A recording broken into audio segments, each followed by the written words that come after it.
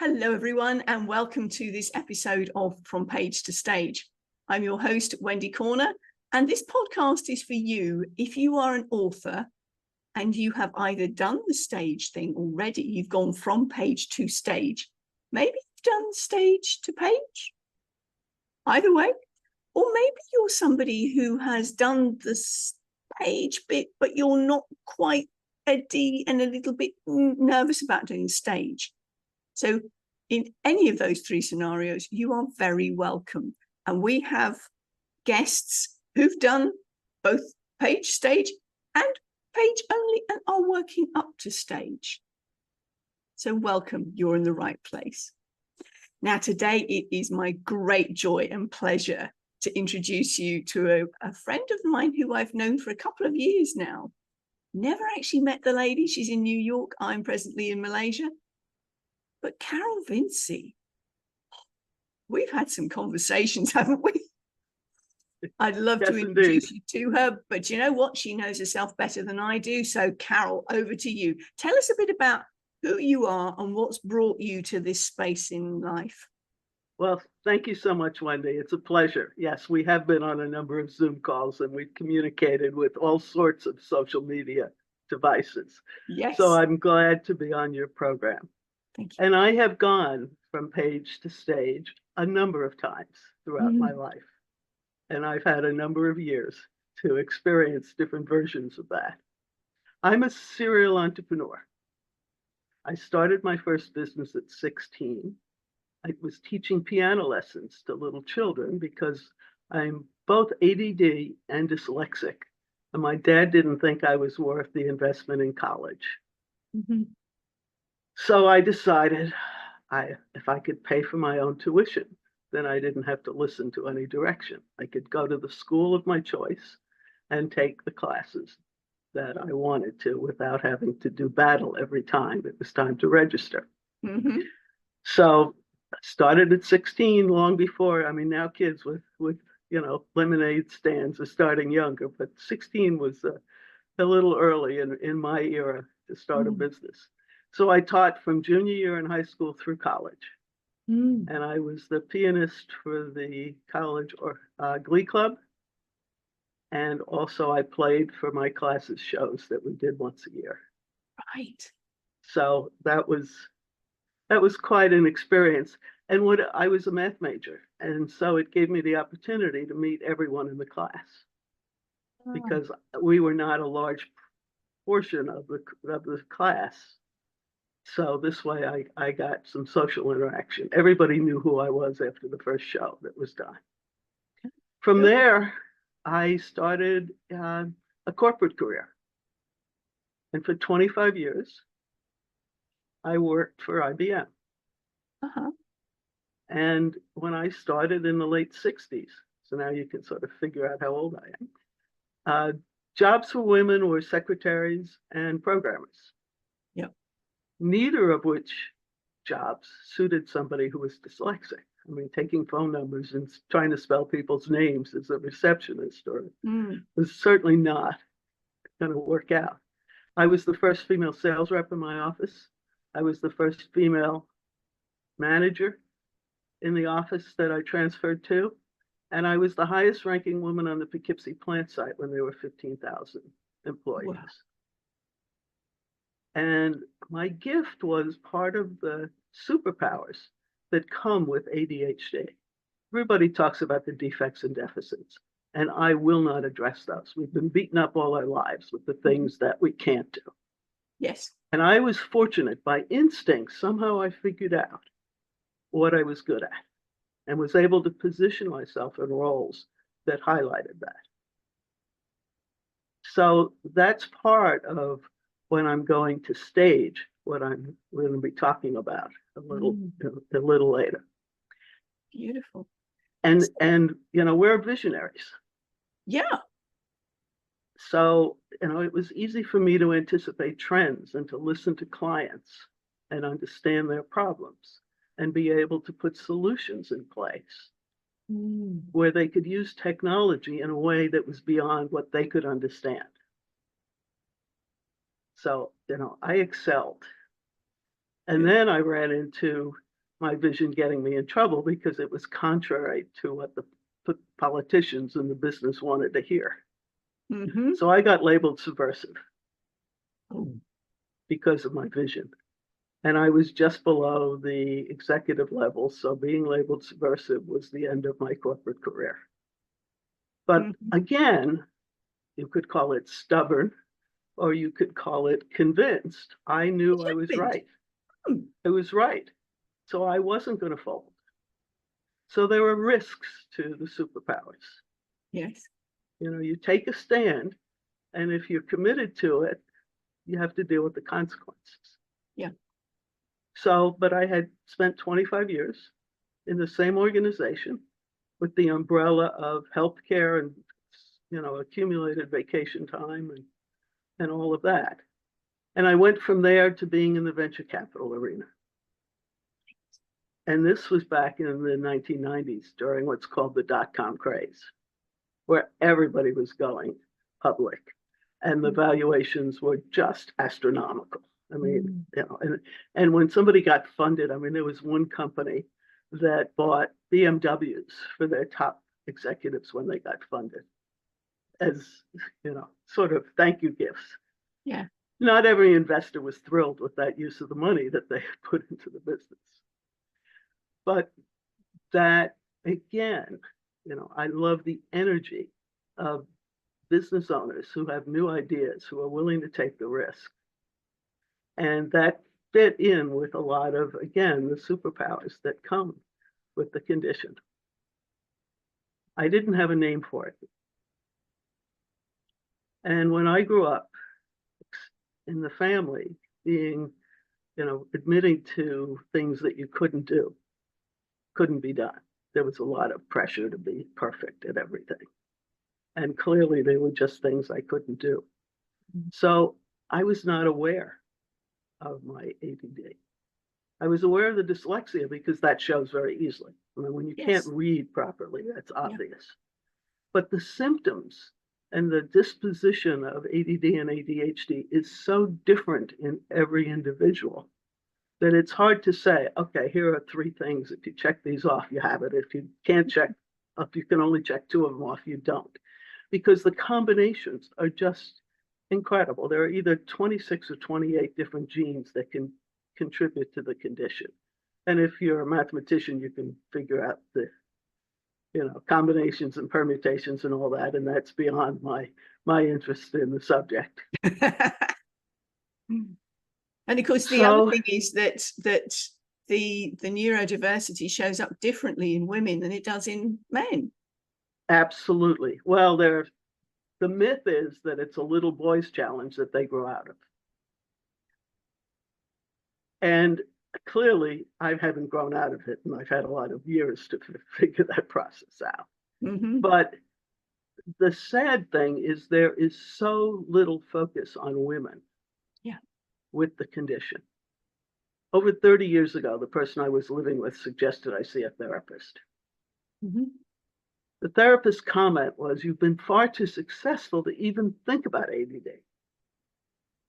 So I went home, closed the box on that subject, and that was the end of that.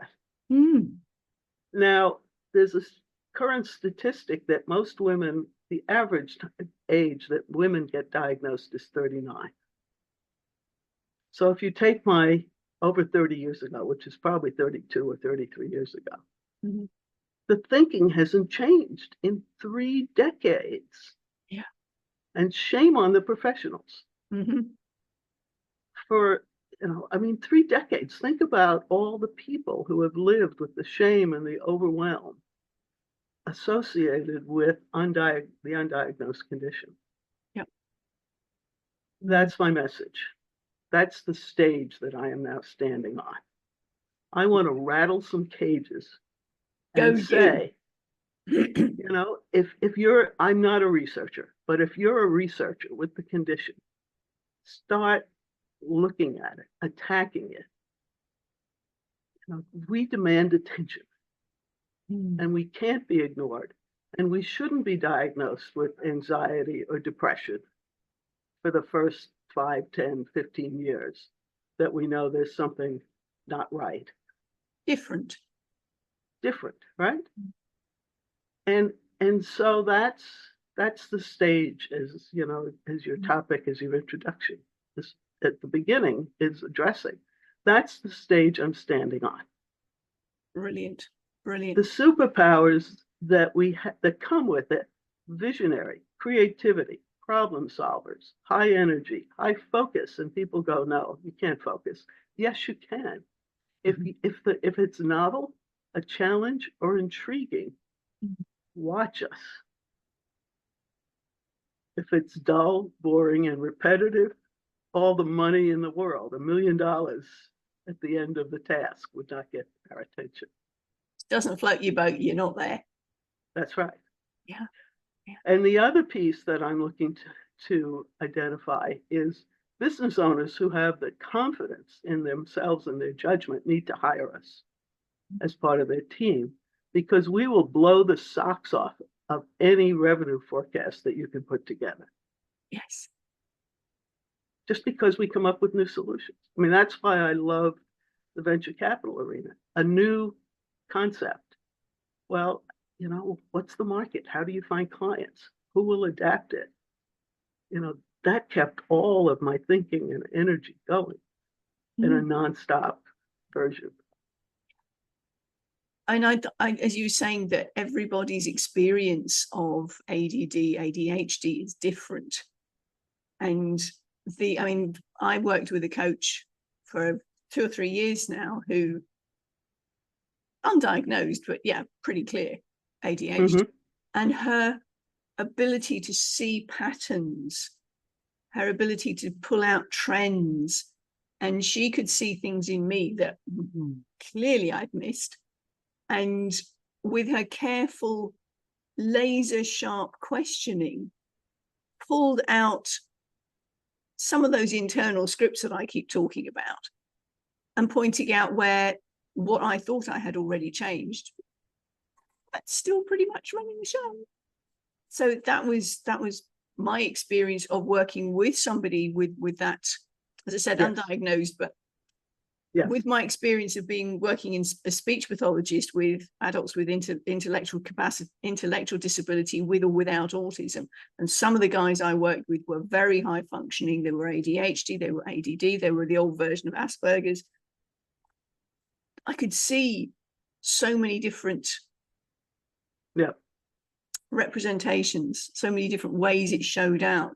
And so, yeah, this lady, I would say, definitely is. But you're saying that the diagnosis is coming much later, particularly for women. Would you clarify for us what the difference is between ADD and ADHD, please? If you're ADHD, you're constantly fidgeting. Like, I wouldn't be able to stand here in this one spot and talk with you for this long. I mean, I almost got seasick talking to somebody who was actually a school teacher. And I mean, it was like this and that, you know, just continuous motion. They're not even aware of it and they can't stop it. It's why little boys get diagnosed, because it's like my turn with their hand up or standing on the desks and drawing attention because they're disruptive. Yes. And people don't recognize that's a sign of boredom. So you're not being challenged, or they're not getting enough physical exercise, which is the other. I have never taken medication through the 9 years now that I've known about it, but I have used exercise and nutrition throughout my life by instinct. And, you know, I grew up long before dietitians and calorie counters even existed, right? And as a 3-year-old, my nickname was Bunny, because given a choice between a raw cucumber and a piece of candy, as a 3-year-old, I took the raw cucumber. Because instinctively, I knew the candy didn't make me feel good. And I have continued that diet behavior. Lots of fruits and vegetables. Yes, I do eat red meat, and I do enjoy a good glass of red wine. But, you know, there is a solid component of fruits and vegetables in my meals every day. And the other piece was exercise. I had to walk like a mile back and forth to school. So that was exercise every day. and being trained as a classical pianist, that is a physical activity in addition to the emotional side of performing. But so I did that from the time I was in 5th grade till I graduated from college. And then I had enough money and I played tennis competitively. And now I'm an avid golfer, and I typically walk 36 holes of golf a week. I don't ride in a cart, I walk. I don't carry my clubs, I've never carried, but I use one of those push carts. So I am getting that boost of dopamine with the exercise that science has proven our brains don't secrete sufficient amounts of. Yes. So Yeah. it's not a myth. I mean, they can do scans now and, determine with 100% accuracy that certain behaviors support it. Now, the other side of it is excessive alcohol and illegal drugs will also secrete that additional dopamine.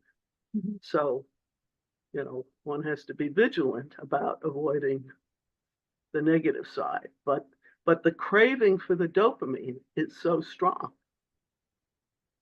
that we will satisfy it either with the positive stuff or the negative stuff. It will get satisfied. Yeah, exactly. But that's and a friend of mine says you're not physically active, but your brain never stops. Mm. So that's my version of hyper, but you don't see that. Yes. And it's that's not the physical fidgeting. Yeah, it's not that physical fidgeting, but that's my version of hyper. And when you talked about your therapist being able to make connections, that's how I would solve problems in the corporate world. People would go, well, I don't know what to do. And I'd go, don't worry, I've got all the, I've identified the dots and I'm halfway through connecting the dots. So I'm almost done. So don't worry about it. There is a solution. And that's the way, your therapist is working. She can, and we remember things. I mean, we have steel traps as brains. Because I've been accused of making snap judgments, and I'm not making snap judgments. I am just remembering every piece of data. And sometimes I don't have a hook to put it on, but it's there. And then when the hook shows up, I'm able to, boom, boom, boom, boom, done. Yeah. Yeah. Brilliant. Thank you very much for clarifying that for us. You were saying about the hyperactivity, particularly in the fellows. I was on a networking call earlier on today, and this chap was constantly doing this as he's talking. And as you say, feeling a little nauseous with the constant movement. Yeah. And but when he said that he talks on the neurodiversity platform, I went, no kidding, mate. I mean, that was pretty obvious to me. But then, as I said, I've got a background in that. Yeah. Okay, so this is, I don't want to make an assumption, but what prompted you? Because you've done this wonderful deck thing, haven't you? Tell us a bit more about that. Yes, I've created a card deck. And, I struggled. I had a name for it. I actually went to a seminar where somebody was talking about the symptoms. And I was sitting in the audience going, oh my God, that's me. So is that one, and that one, and that one. So I walked out of the meeting saying, I just self-diagnosed myself with ADD. Mm-hmm. And yet it took 3 years from having a label and knowing that was truly me to even speak a word because of all the negative attachments. You can't do this, you're limited in that. We don't want you to, be involved with this type of situation or whatever. You're a terrible driver. It took 3 years. And finally a coach said, I casually mentioned it, and she goes, stop. That's your unique selling proposition. She said, there are a lot of coaches, but if you can really help people identify what they're struggling with and get comfortable speaking about it, you have a niche which is really needed. Mm-hmm. And it took another couple years for me to get comfortable with that and accept the fact that this was going to be my life's work for however long that lasted. And then I was trying to figure out how do I present the material? Because 50% of people with ADD or ADHD are also dyslexic. So Yeah. curling up in the corner with a book is not going to be their favorite activity. Yeah. And I'm not a scientist, I'm not a doctor, so I don't have a lot of the credentials of letters after my name. So I need to attract attention. And a card deck appeared to be a vehicle. So the card deck that I have is called Celebrate Your ADD ADHD Superpowers. And it's divided into 3 segments. The first segment is 15 symptoms. And things like families with ADHD are twice as likely to divorce, particularly if the woman has. Men have a 13-year shorter life expectancy because of the risky behavior that they're inclined to do. 25% of women with ADD or ADHD attempt suicide. And I was a volunteer EMT for 6 years. And we would have women running their vehicles into trees, and the weather was bright, sunny afternoon. There were no skid marks that they weren't trying to avoid an animal or something unexpected in the road. And women attempt suicide by vehicle. Men will shoot themselves if they want to commit suicide. But so, we knew that as EMTs, but EMTs? Emergency medical technicians. I'm sorry. Thank you. Rescue people who drive around in ambulances and pick people up when they do silly things. I'm sorry. So we knew about it in that profession, but I didn't know about ADD or ADHD at the time, so there was no connection. So, and I use that as the first card because I want to get people's attention. I want to get a discussion, let's what the elephant in the room, let's start talking about it. And there's also 17% less income throughout your career if you're working in a job, just because you tend not to understand what your strengths are. And you do need some help. I mean, because there are some things, as I said, if there was $1 million on the other side of the task, you wouldn't do it just because it's not intriguing or challenging. But that's the intention, to get people's attention. And then there are things like, I'm just thinking of rejection sensitivity disorder, which impacts women. And I almost left that out of the deck until I realized how much I personally was impacted by that as I read more and did more research. Menopause is a challenge for women. If you've never had symptoms, as your body goes through the chemical change of menopause, you may get ADHD symptoms for the first time. If you've had symptoms, they will get worse. So sorry, it's not only night sweats and not being able to sleep through the night, but now you have to deal with something else to add to the plate. And again, that's something that has been scientifically demonstrated to be accurate. And then we try to do things by ourselves, which I did. And and this is a team sport.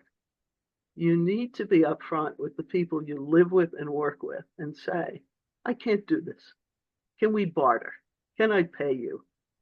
Like when I have to organize stuff, I pay somebody to come in and work with me. And I started hiring them for 2 hours, and my brain couldn't handle 2 hours. She could feel it. And my head was about to explode. So we then cut it down to an hour and a half. But be flexible. I mean, maybe it's 15 minutes, maybe it's 30 minutes, but reach out and ask for help. Or, somebody is good at something and you're not, so barter, trade. Women share recipes all the time, but we don't think about asking for help in other areas of our life. Maybe you could carpool in exchange for help, getting help organizing. So that's the first segment. The second segment is what I talked about, the superpowers, which I addressed. And then the third segment, which is action. With this new information and insights, what do I do? Mm. How can I change my life for the better? How do I position myself in a job that highlights my strengths and not constantly points out what I'm deficient at, so I'm always getting criticized at work or at home? You know, the things that repeatedly look like you're not interested. And it's just we're physically incapable of doing it. And a lot of people struggle with how can that be? I mean, you're so good at this, why can't you do some of this other stuff? You know, it's you don't love me. No, it's got nothing to do with that. And what I've uncovered is I network a lot. So there are three different groups that I'm part of. And three different women, one in each of these groups, has commented that my comments about the condition as I talk about the product and how I'm trying to market, they've learned more about their husband's behavior. And it's helped Yes. them be more patient and more understanding. Yes. And in one case, the husband was diagnosed as bipolar and on serious bipolar medications, which is not the kind of stuff you want to take. No. Turns out he's ADHD, he's not bipolar. And just by the comments that I've made. So that's why my target audience is high functioning business owners, high functioning employees, and those who live and work with us with the condition. Because if you have more understanding, you can be more patient, you can be more supportive. And you won't get divorced. You won't add to the divorce statistics. You'll have happier relationships. Yes. Because you're not taking it as a personal criticism. You don't love me. I'm not worthy of your attention. Nothing to do with that. Yep. I'm just not wired that way. Exactly. Yeah. And I'm so much better at something else. So why don't we find lots of those things to do? Yeah. And then if you can help me with the other things, if not, let's bring somebody in. Yes. Who can do those things. It's not a failure, it's not a disgrace. There's no shame. Yes. Yeah. As we were talking off recording a few weeks ago, I was explaining about one of the gentlemen I worked with from a speech perspective. He told me that he was broken. And that word stung me to the core. I said, broken? Where did you get that from? And he explained all through school, his deficits have been pointed out. This gentleman was doing a double major in maths and physics at the most prestigious university in the state we lived in. And I said, you're not broken, mate. I mean, you're telling me things that are going way over my head.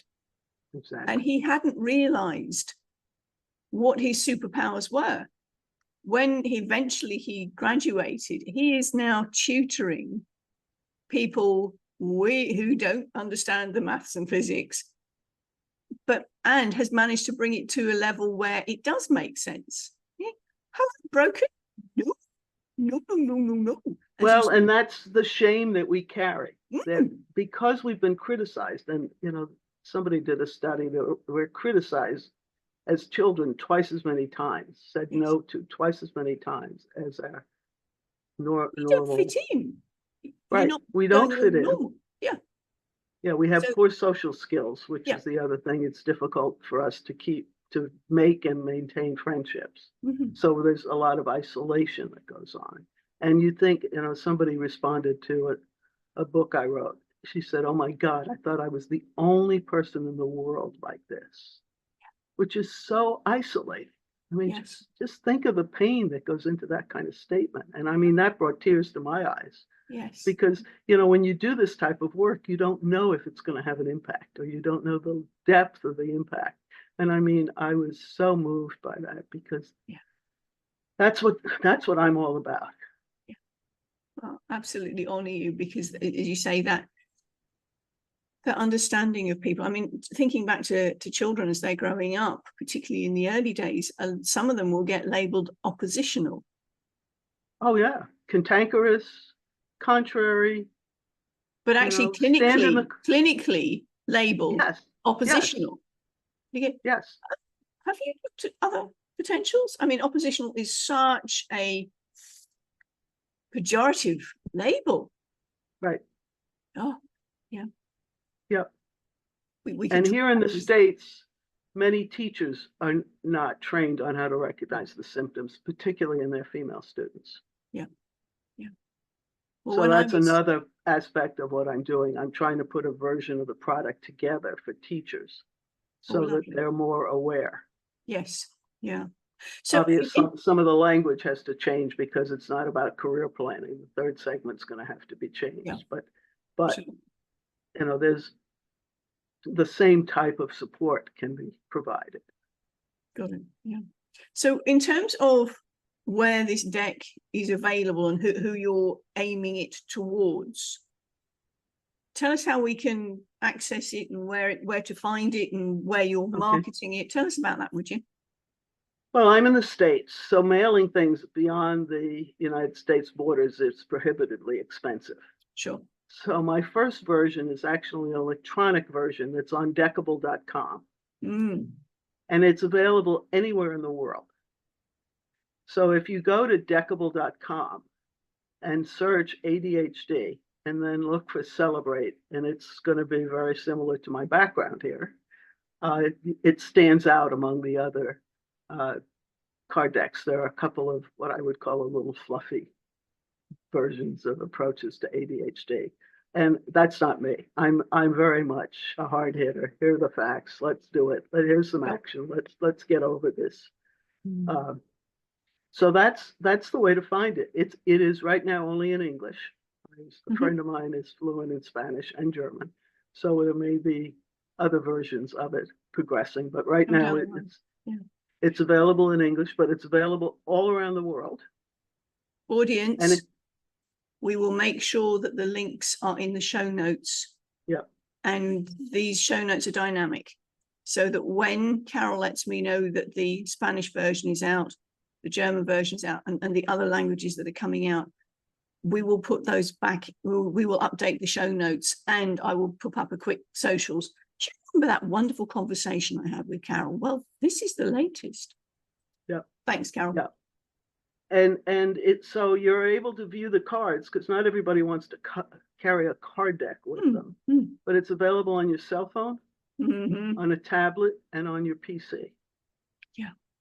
And the other thing that based on some discussions I've had with people, and one of the reasons I put it on an electronic version is I can make updates as people use it and give me some feedback. Whereas once you print something physically, then you're stuck with the quantity that you've printed.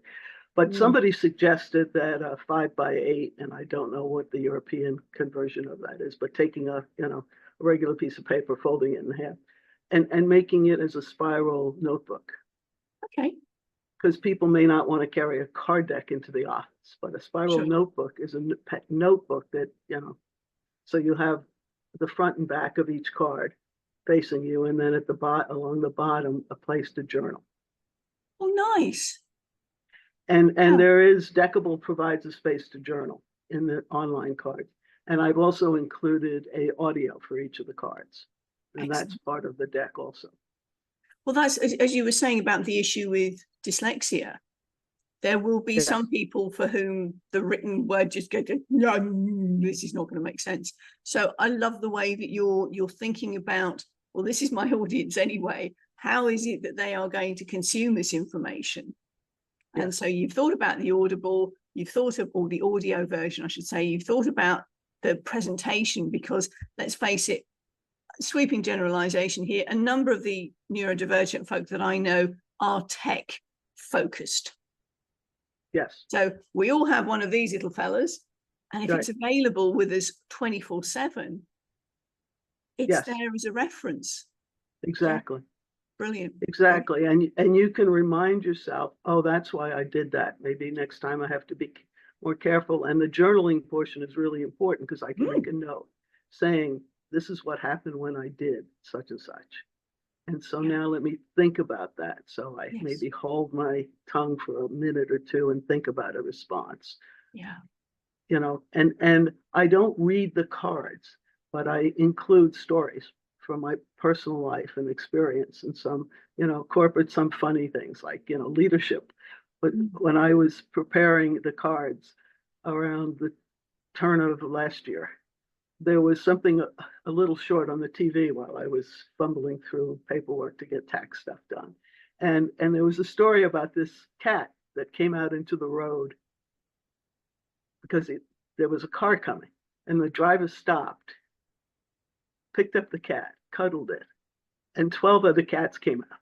So leadership comes in multiple forms. It doesn't have to be something specific. So I relayed that story because I thought, leadership can be tiny things. Yes. And there's also a quote that I love from Ralph Waldo Emerson. Your actions are so loud, I can't hear what you're saying. Yeah. Beautiful. So that's the kind of, stuff that it's not necessarily in the card, but it just is a little reminder for people to say, oh, it doesn't have to be big. Leadership occurs every time I step out into the world. Yes. What did you call it? I'm sorry? FBB?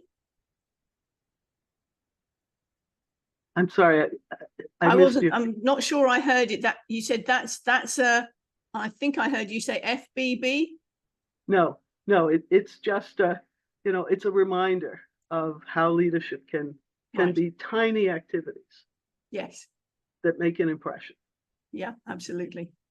Thank you. Forgive me. My hearing's not quite what I thought it was this morning. Okay. So we've got that your wonderful experience and the light bulbs going on in later life have brought you to the place of getting your decable together. We know that this is a stage that you are really passionate about speaking more on.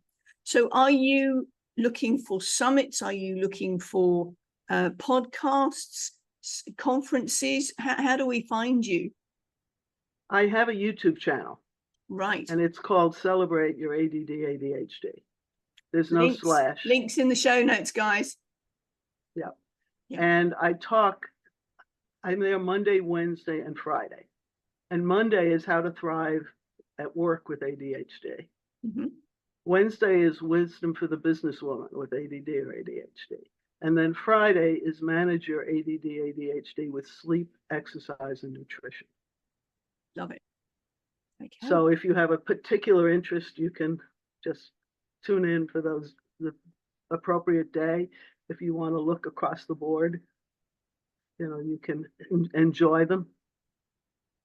And again, I ask for feedback because I want to connect with people, and I'm looking to form communities, memberships, because again, I talked about isolation, which was the experience a lot of us had, including myself.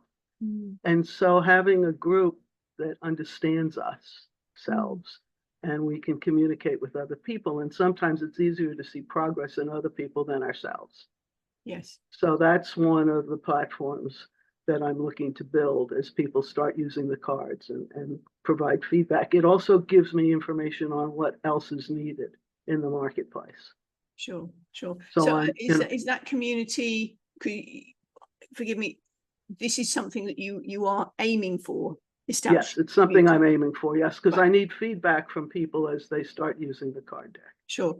And what platform are you planning to do this community on? It's probably going to be Zoom yeah. sessions, yes. But in terms of getting it together, are you looking at it as a Facebook group? Are you looking at it as a LinkedIn group? How do you... Not Facebook. Not Facebook. No. Okay. And certainly, I mean, if you're aiming for the professional market, yeah, LinkedIn would be the appropriate. Yes, for sure. Yeah.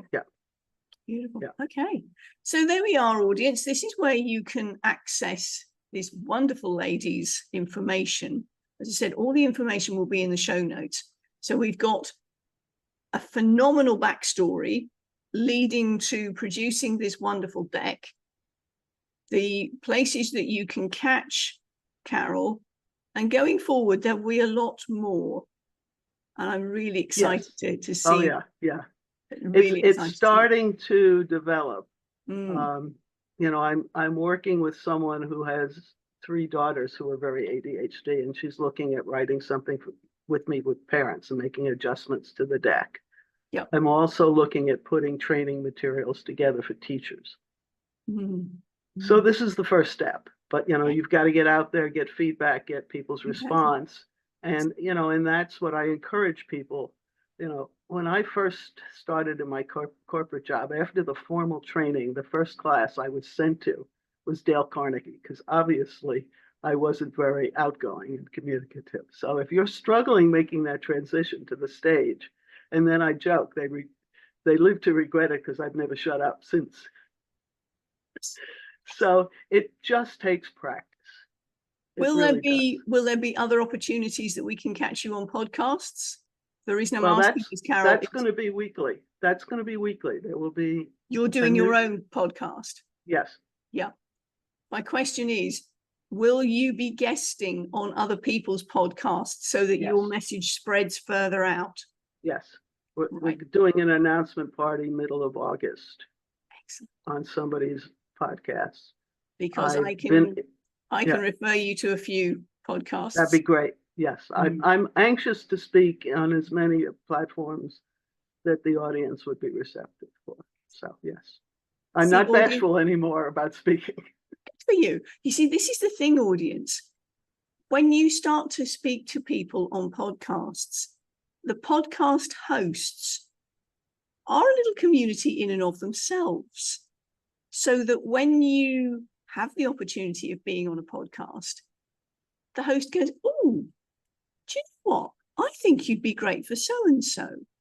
When you've identified who your target audience is, that's when you get the referrals, which is one of the reasons that it's so important to know what you're doing when you're speaking on a podcast.